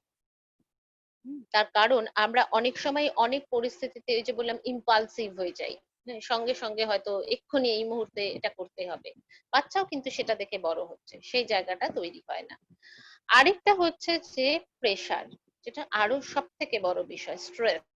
হ্যাঁ, যে প্রত্যেকটা জীবনে তো প্রত্যেক কিছু, প্রত্যেকটা মুহূর্ত চেঞ্জ। আমরা কোনোদিনও যেমন ভাবতেই পারিনি প্যান্ডেমিক আমাদের জীবনে আসবে, কেউই, অনেকেই এটা শোনেও নি, পরিচিত না। তো এইরকম প্রত্যেকটা সময় চেঞ্জ আসছে, এবং আমাদের জীবনে চেঞ্জটাই পার্মানেন্ট। বাকি বিষয়গুলো হয়তো সেইভাবে গুরুত্বপূর্ণ নয়। তো চেঞ্জের সঙ্গে যত চেঞ্জ আসবে, তার সাথে নিজেকেও পরিবর্তন করা, সেই ফ্লেক্সিবিলিটিটা তৈরি করা, নিজে যদি আমি সেই কাজটা করি, আমার সন্তানও সেটা শিখবে। তাহলে সেইটা যদি রাখতে পারি, তাহলে কিন্তু স্ট্রেস ম্যানেজ করার জায়গাটা, ক্যাপাসিটিটা বাড়ে। হুম? যে কোনো প্রেসারে আমরা মুখ থুবড়ে না পড়ে সেটার সঙ্গে লড়াই করে কিভাবে কি করা যায়, সলিউশনের দিকে এগোয়। হুম? আরেকটা হচ্ছে যেটা, যে কথা বলা। বিশেষ করে আজকাল আমাদের পরিবারগুলো হয়ে গেছে নিউক্লিয়ার ফ্যামিলি, খুব ছোট হয়ে গেছে।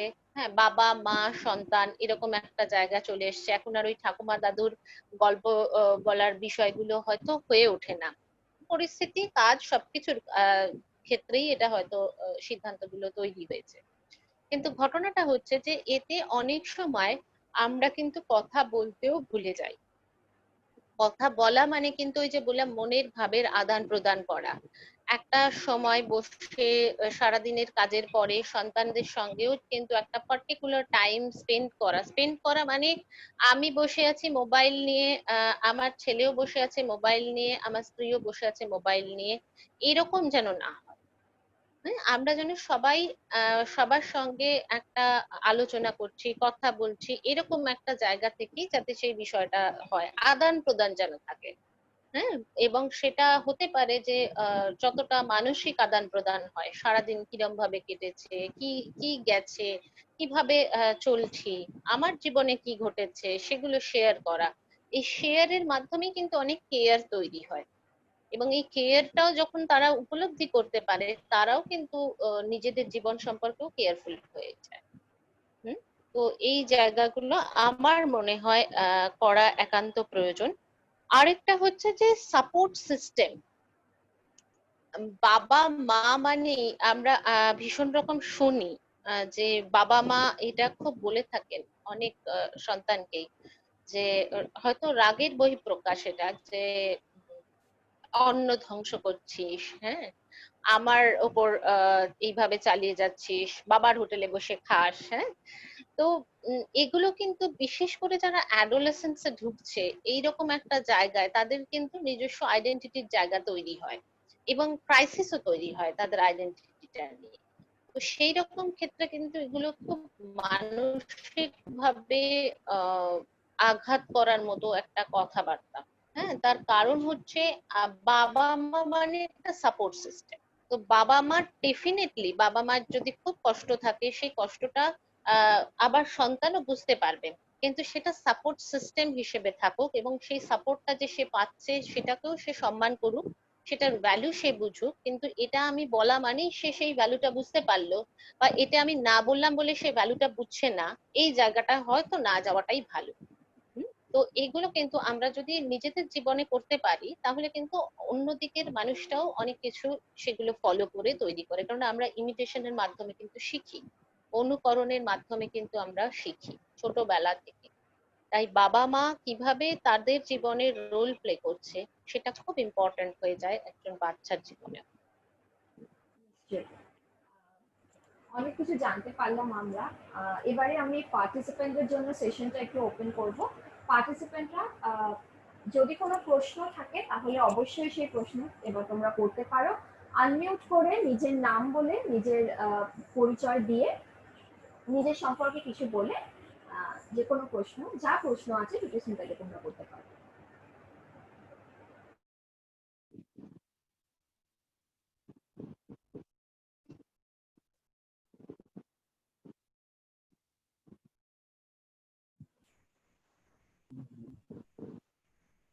কথা কি শোনা যাচ্ছে?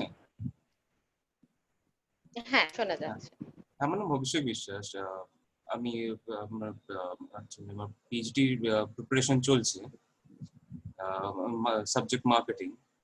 অ্যাকচুয়ালি একটা জিনিস একটু জানতে চাইছি, মানে সেটা হচ্ছে কিছু কিছু মেডিকেল কন্ডিশন আছে, মানে ধরুন যতক্ষণ না পর্যন্ত তো আমরা ডাক্তারের কাছ থেকে প্রেসক্রিপশন পাচ্ছি যে আপনার একটা সাইকোলজিক্যাল হেল্প দরকার, সাইকিয়াট্রিক হেল্প দরকার, ততক্ষণ তো পর্যন্ত তো আমরা নর্মালি জানতে পারি না যে আমাদের এই হেল্পটা দরকার আছে। তো কিছু কিছু মেডিকেল কন্ডিশন এরকমও থাকে যেখান থেকে এই সুইসাইডাল টেন্ডেন্সি কিছু কিছু তৈরি হয়ে যায়। তো এরকম কিছু রোগ কিংবা কোনো, যদি আপনি কোনো এরিয়াটা বলেন যে যে ক্ষেত্রে যদি বাড়িতে কোনো কিছু এরকম মানে ডায়াগনোসিস হয় যে এরকম কোনো একটা রোগ ধরা পড়েছে, তো সুতরাং মেডিসিনের সাথে সাথে আমাদেরকে সাইকোলজিক্যাল হেল্পও দরকার। তো সুতরাং ডাক্তার প্রেসক্রাইব করার আগেই আমরা সেটা প্রিপারেশন নিতে শুরু করি, সেরকম যদি কিছু আপনি একটু ডিটেলস আমাদেরকে বলেন। আসলে সুইসাইডাল প্রোননেস তৈরি করে এরকম ওষুধের জায়গা নেই, কিন্তু আমার আমার জানা নেই অ্যাকচুয়ালি। কিন্তু এটা হয় যে অবসাদ তৈরি করছে, ঠিক আছে, যখন আমাদের মধ্যে অবসাদ তৈরি হয় কিছু ওষুধের মাধ্যমে হয়তো অবসাদ আসতে পারে, সেই অবসাদ যখন তৈরি হচ্ছে তখন তার মধ্যে কিন্তু এই ধরনের প্রবণতা তৈরি হয়।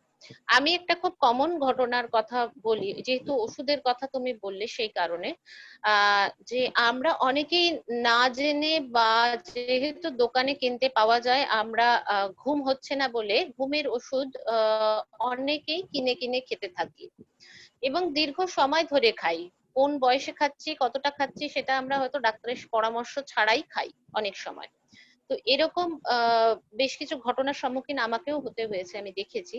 তো যে খাওয়াটার ফলে যেটা হয় যে এই ঘুমের ওষুধগুলো অনেক সময় দীর্ঘ সময় খাবার ফলে অবসাদ তৈরি হয়, সেখান থেকে কিন্তু একটা সুইসাইডাল প্রোননেস আমাদের তৈরি হতেই পারে। হুম। তো এগুলো ওই জন্য দীর্ঘ সময় খাওয়া এবং খেয়ে ঘুম হচ্ছে বলেই খাচ্ছি, এবং কিছুদিন পর দেখা গেল সেটা হয়তো 0.5-এ হচ্ছে না, আমি তখন আরো 0.5 বাড়ালাম।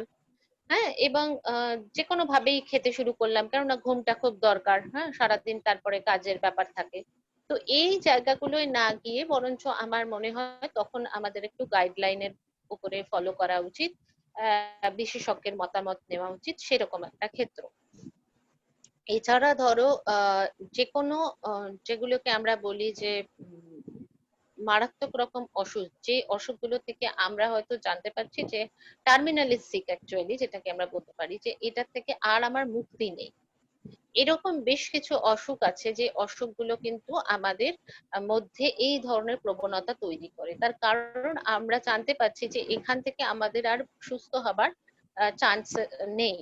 তো যেহেতু নেই, সেই জন্য আমরা এই ধরনের বিষয়ে একটা ভাবনা তৈরি করতে পারি বা তৈরি হয়। হ্যাঁ, এছাড়াও কিছু সাইকোটিক পোটেনশিয়াল যদি থাকে তখন এই ধরনের ভাবনা আসে।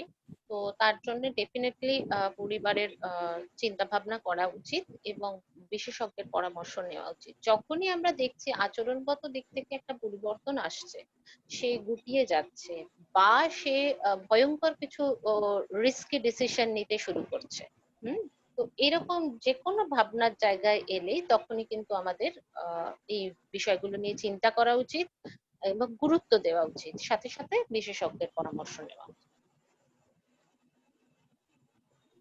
ধন্যবাদ। হ্যাঁ,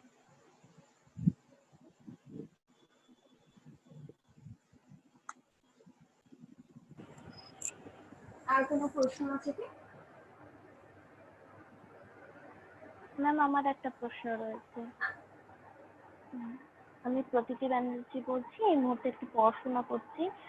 আর আমার প্রশ্নটা হচ্ছে এরকম যে এমন সময় হয় আমাদের পরিচিত বন্ধু বান্ধব বা পরিবার পরিজনের মধ্যে আমরা কথা বলে বা কোনো রকম আচরণ থেকে বুঝতে পারছি কেউ হয়তো সুইসাইডাল হয়ে পড়েছে, ঠিক আছে, কিন্তু সে এতটাই স্টাবার্ন রয়েছে যে তাকে কোনোভাবেই আমরা প্রফেশনাল হেল্প নেবার জন্য রাজি করাতে পারছি না।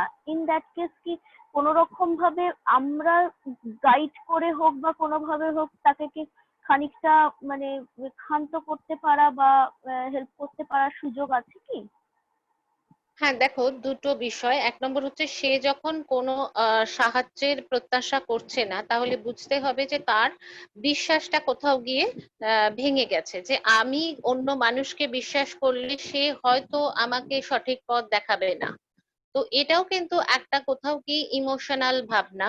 হ্যাঁ, তো এই ইমোশনাল ভাবনাটা আমাদেরকে তাকে বোঝাতে হবে, হ্যাঁ, যে এটা সম্পূর্ণ আবেগপ্রবণ একটা ভাবনা, সবাই কিন্তু একরকম হয় না এবং সবার সিদ্ধান্ত যে একরকম হবে সেরকম বিষয় নয়। সেকেন্ড বিষয় হচ্ছে যে যেটা খুব গুরুত্বপূর্ণ একটা বিষয়, যে নিজে থেকে সাহায্য করা বা যেটাকে আমরা বলি সেলফ প্রিভেনশন প্ল্যান, সুইসাইডের ক্ষেত্রে। তো এক্ষেত্রে আমি যেটা বলি যে এটাও যদি কারুকে জানানো যায় যে কিভাবে নিজের মধ্যেই ভাবনাটা এলে আমরা কি কি করতে পারি। হুম, তার কারণ আমাদের আশেপাশে সবসময় ডিমান্ড কিন্তু থাকছে, এরকম নয় আমরা কোনো ডিমান্ডলেস পরিবেশে থাকছি। তো সেরকম একটা ডিমান্ড যখন তৈরি হচ্ছে এবং আমি ফুলফিল করতে পারছি না, অক্ষম হয়ে পড়ছি, তো সেরকম ক্ষেত্রে আমরা কি কি জায়গায় যেতে পারি। এক নম্বর হচ্ছে যে আমাদের ভাবনার কারণটাকে দেখতে হবে, আইডেন্টিফাই করতে হবে যে কেন আমাদের মধ্যে এই চিন্তাটা আসছে, কেন আমার মনে হচ্ছে যে আত্মহননটাই একমাত্র রাস্তা। আমি তারপরের যে স্টেপটা আসবে যে আমি কি কোপিং স্ট্র্যাটেজি বা কি ধরনের আচরণ মানে নিলাম বা গ্রহণ করলাম যেটার ফলে আমি ফেলিয়ার হচ্ছি। হুম, তাহলে এই জায়গা দুটো খুব ইম্পর্ট্যান্ট জায়গা। 3 নম্বর জায়গা হচ্ছে যে সোশ্যাল কন্ট্যাক্ট। হুম, যে আমার যে আশেপাশের মানুষগুলো আছে তাদের সঙ্গে যোগাযোগ বাড়াতে হবে। সেটা হতে পারে আমি যাকে পছন্দ করি, যার সঙ্গে আমি কথা বললে ভালো থাকি, বা যাকে আমি কিছু বলতে পারি, এরকম মানুষ যদি আমার জীবনে থাকে তার সঙ্গে আমি কথা বলবো। যদি সেটা নাও থাকে, একভাবে এই একটা বিষয় নিয়ে আমি সর্বক্ষণ ভাববো না। অনেক সময় হয় কি আমরা একটা বিষয় নিয়ে একটানা ভাবতে থাকি, তখন সেটা সলিউশনের জায়গা তৈরি হয়। তাহলে আমাকে তখন কি করতে হবে, একটু দরকার হলে একটু ঘুরে আসতে হবে, সেই জায়গার পরিবেশটা পরিবর্তন করতে হবে।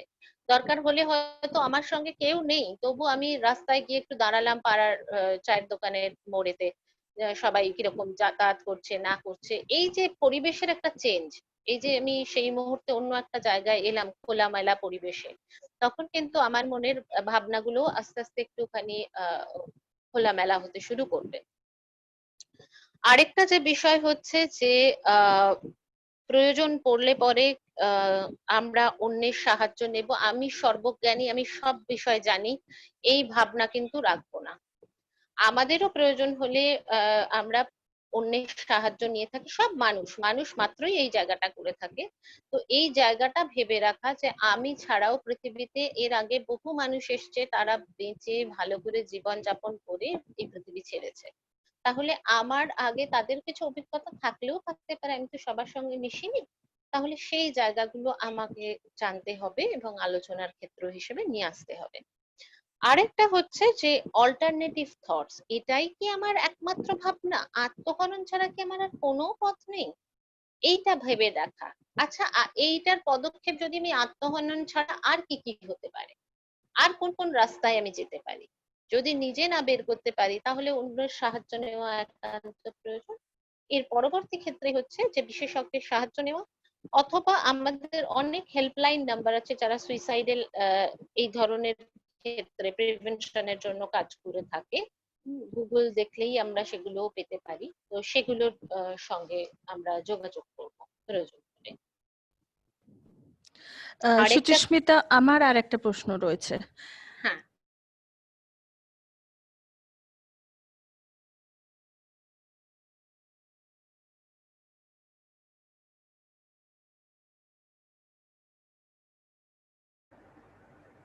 শোনা যাচ্ছে কি? কোনো সমস্যা হচ্ছে কি কারো শুনতে? হ্যালো?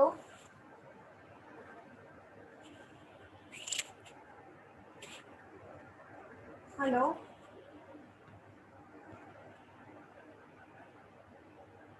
কোন কোন সাইকোটিক ডিসঅর্ডার্স, কোন কোন কন্ডিশনে আশেপাশের লোকেদের একটু সচেতন থাকা দরকার?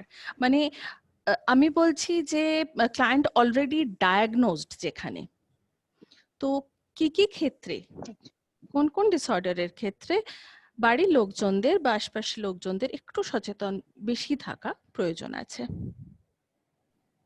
হ্যাঁ, আমি এটার আগে আপনি আগে একটা প্রশ্ন করেছিলেন যে বাবা মার কি কি জায়গা থাকবে সেই জায়গাটা নিয়ে, যে যাতে এই ধরনের প্রবণতা তৈরি না হয়। আমি একটুখানি মেনশন করে দিই যে Exactly. আমরা এখন সব সময় চাই যে বাচ্চারা পড়াশোনা করুক আর অন্য কোনো কাজের মধ্যে ইনভলভ হোক, সেটা কিন্তু সব সময় আমরা চাই না।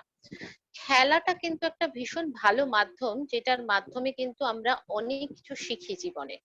তো এই প্লেটাকে একদম যদি জীবনে বিশেষ একটা জায়গা দেওয়া যায়, যে যতখানি গুরুত্ব আমরা পড়াশোনা বা অন্যান্য বিষয়কে দিয়ে থাকি ততটাই গুরুত্ব দেওয়া যায়, তাহলে কিন্তু ওরাও জীবনে ফেলিয়ার কি বুঝবে, কি করে জিততে হয় বুঝবে, কি কি ভাবে ওয়েট করতে হয়। কারণ প্রত্যেকটা খেলার, এই যে একটু আগে প্রমা ম্যাম কোশ্চেন করেছিলেন যে ইম্পালসিভ বিটি কি করে কন্ট্রোল করা যায়, এই যে আমাকে একটা খেলার জন্য কিছুক্ষণ অপেক্ষা করতে হবে, আমার তারপর এই দুজনের হয়ে গেলে তারপর আমার টার্ন আসবে, এই যে অপেক্ষা করা, এই যে এই শেখাগুলো কিন্তু আমরা খেলার মাধ্যমে বহু কিছু শিখি।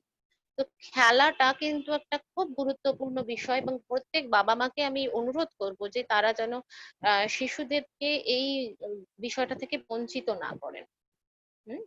আচ্ছা, এবার আমি আসবো যে যে সাইকোটিক যে যে ডিসঅর্ডার গুলোর ক্ষেত্রে এই ধরনের বিষয় আমরা দেখতে পাই। আহ 1 নম্বর হচ্ছে, আমরা জানি সবাই খুব অত্যন্ত পরিচিত একটি ডিসঅর্ডারের সঙ্গে এখন আমরা সবাই কাগজপত্র জেনে গিয়েছি নামটা, সেটা হলো অবসাদ, ডিপ্রেশন। এই ক্ষেত্রে এই বিষয় থাকে। মুড ডিসঅর্ডার, ইনফ্যাক্ট ম্যানিকের ক্ষেত্রেও অনেক সময় কিছু কিছু বিষয় থাকে, তার কারণ এনারা অনেক সময় অনেক ডেঞ্জারাস অ্যাক্টিভিটি করে থাকে, যেগুলো হয়তো তাদের সেলফ হার্মিং এর জায়গায় নিয়ে চলে যায়। স্কিজোফ্রেনিয়ার ক্ষেত্রে থাকে, যেখানে সাইকোটিক পটেনশিয়াল থাকছে। এই ধরনের কিছু ডেলিউশনাল কিছু ডিসঅর্ডারের ক্ষেত্রেও আমরা এই ধরনের বিষয় দেখতে পাই। আর পার্সোনালিটি ডিসঅর্ডারের ক্ষেত্রেও আমরা বর্ডার লাইনের ক্ষেত্রে এই ধরনের প্রবণতা দেখতে পাই। তো যারা অলরেডি ডায়াগনোজড, তাদের ক্ষেত্রে আমি বলবো যে তারা যেখানে চিকিৎসাধীন রয়েছে তাদের সঙ্গে একটু কথা বলে নেব। তারা ডেফিনেটলি যদি এরকম ঘটনা বা এরকম ক্ষেত্র থাকে, তারা উপলব্ধি করে থাকেন, তাহলে কিন্তু তারা বাড়ির লোককে সচেতন করে দেওয়া উচিত সে জায়গায়। ওকে।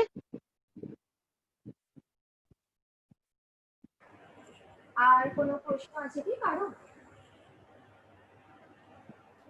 হ্যাঁ ম্যাম, আমার একটা প্রশ্ন আছে। আমার নাম সোহম সাউ। ওকে, আমার যে প্রশ্নটা হচ্ছে যে আপনি বললেন যে যাদের কোনো খুব একটা বড় চান্স আছে এটা করার, কিন্তু আমি একটুখানি এরকম ইন্টারাপ্ট করছি বাবা, কথাটা না কেটে গেছে, তুমি আরেকবার যদি পুরোটা বলো তাহলে শুনতে পাবো প্রশ্নটা। হ্যাঁ,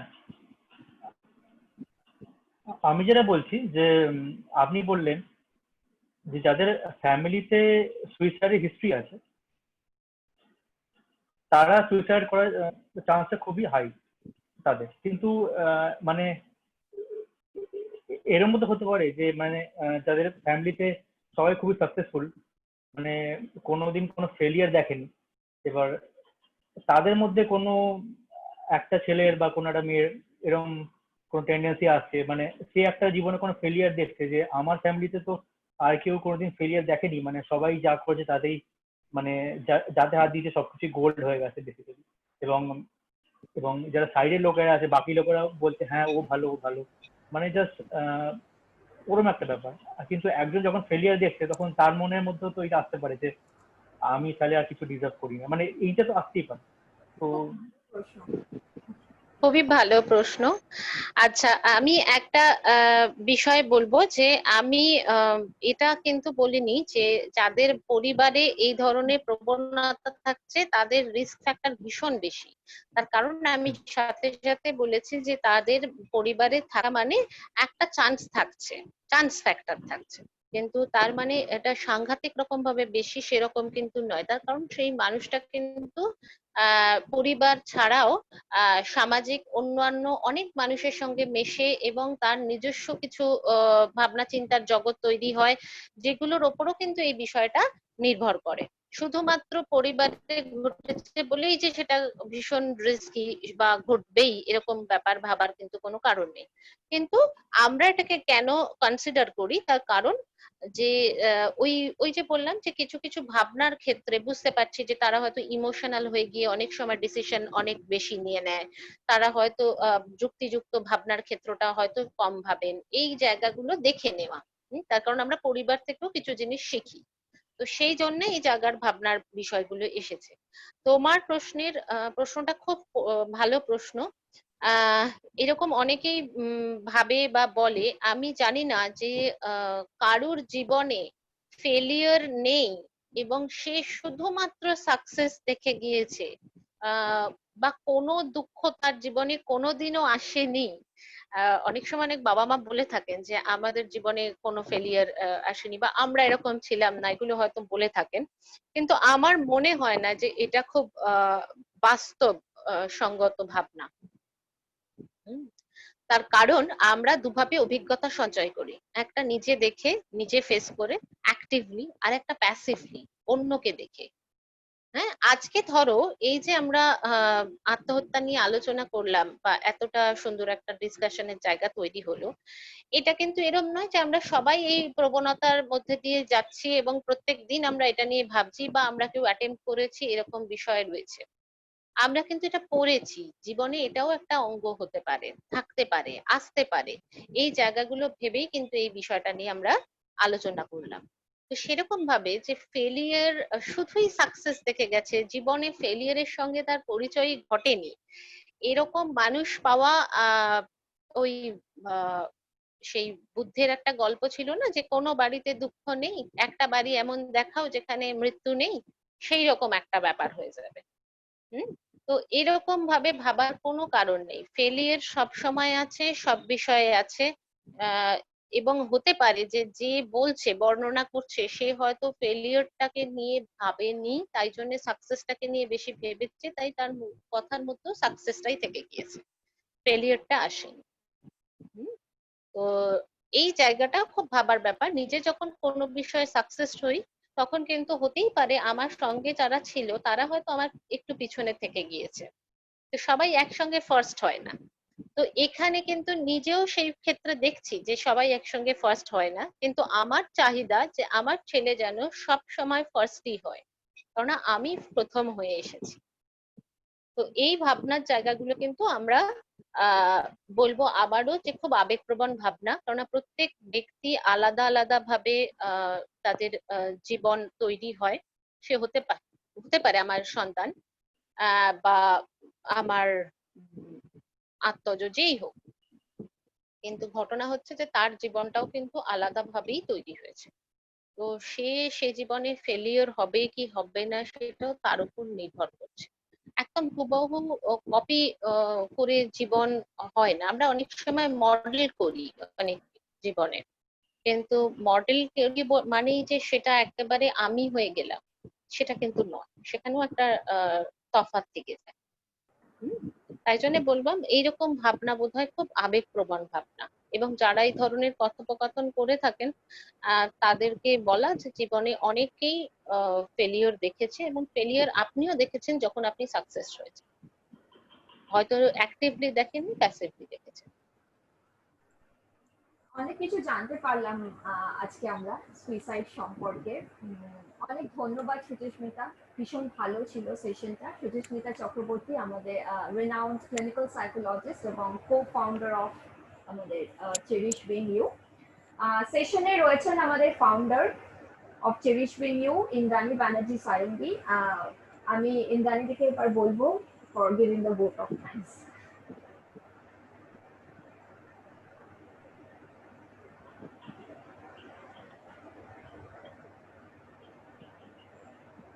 থ্যাংক ইউ প্রমা। সুচিস্মিতা, ভীষণ ভালো প্রেজেন্টেশন ছিল, থ্যাংক ইউ। আর বাকি পার্টিসিপেন্টদের আজকে যারা আমাদের সঙ্গে এই ওয়েবিনারে যোগ দিয়েছেন, মিস্টার সোহম সাহু, মিস প্রতীতি ব্যানার্জি এবং মিস্টার অভিষেক বিশ্বাস, আপনাদেরও অনেক ধন্যবাদ আজকে আমাদের সঙ্গে থাকার জন্য আর ওয়েবিনারে পার্টিসিপেট করার জন্য। আশা করব যে ভবিষ্যতে আমাদের যা ওয়েবিনার হবে আপনারা থাকবেন। সুচিস্মিতাকে বিশেষভাবে ধন্যবাদ যে খুব সুন্দর একটা ওয়েবিনার আজকে আমাদের পার্টিসিপেন্টদের সামনে প্রেজেন্ট করার জন্য।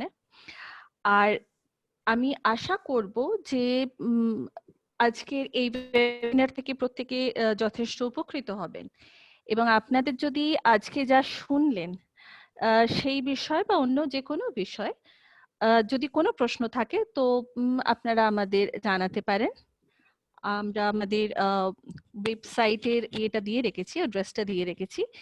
এছাড়াও আপনারা কমেন্ট বক্সেও লিখতে পারেন আপনাদের প্রশ্ন, আমরা ডেফিনেটলি তার উত্তর নিয়ে হাজির হব। Over to you প্রমা।